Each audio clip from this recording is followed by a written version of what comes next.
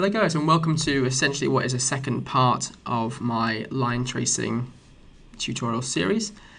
This one is going to mainly focus on what happens after the line trace has been shot and interacting between two different objects. So what we're going to be going through is interface interactions. So interfaces are essentially a middleman, so they control the communication between two different codes depending on the interaction in between, and they're quite customizable and very, very useful when it comes to a myriad of different sort of mechanics that you're looking to build, whether it's an interaction mechanic, a bullet weapon mechanic, that sort of thing. Loads of different things you can use it for.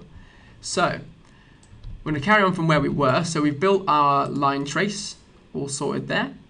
We've also got our cube, which we made in the last one. Now, what we're going to do initially is go down to our content browser. We're going to right click, go down to blueprints. We're going to find blueprint interface. Click on that one there, and I'm going to call this interaction underscore interface. And it's very important to keep your sort of namings of things quite consistent throughout your code. So we're going to open this one up, and what we've got is our new function.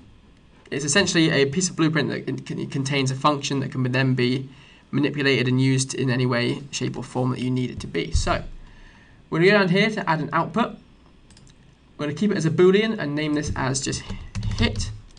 We want to essentially make sure that the engine knows that we've successfully hit an object and run through that code successfully. Now we're going to go over here to our functions and change the name of this function to interaction, like that. And then we're going to compile and save. Now this part is done. We've finished our interaction interface setting up. If you wanted to have more things happen differently, you can have multiple interactions, multiple functions in here to make it a lot easier, and you have a bit more customizability with it. But now we're going to keep purely interaction. So close this one down. We're done with that now. Go to my first person character. Now we want to apply this interface into this character. So we're going to go to class settings. Then we go over here to the right hand side to interfaces. Click that one there. Find our interface name. So it's, where is it? Be up in this list somewhere. Interaction interface, that one there. Click that one there. Compile and save. Then go to cube. Then do the exact same thing. Class settings. Add interaction interface, which is just there. Compile and save. And you'll see now on the bottom left down here, you'll have this interfaces tab, which will actually have something inside of it, which is great. So what we want to do now is go into our line trace. Now we can get rid of this because this is just a little test, so just delete that stuff. And we want to come down to our hit actor because we're going to be communicating between actors. So come out of this and type interaction. And we want to look for message. So when we're sending this message, think of it like an email. You're sending this message, then the code that receives it will then do what it needs to do with it. So click on that one. You've got the little sort of envelope sign there. Drag true into that, and that's all we need to do in this one, which is quite good. It's quite a short one, really. It becomes more expansive when you start using it a lot more. So go into cube, and then you want to come down to the interfaces panel down here. Now what this will do is this will control all of these functions that we looked at before. So if I double click that one there, we've got this one here. Yours might be joined up already, but I've just broken mine up as it is. So what you need to do in here is you need to put in any single bit of code that you want to happen to this cube when it gets interacted with. So for instance, I'm going to put in a simulation. I'm going to make it so it simulates physics. So I right click and do simulate physics cube.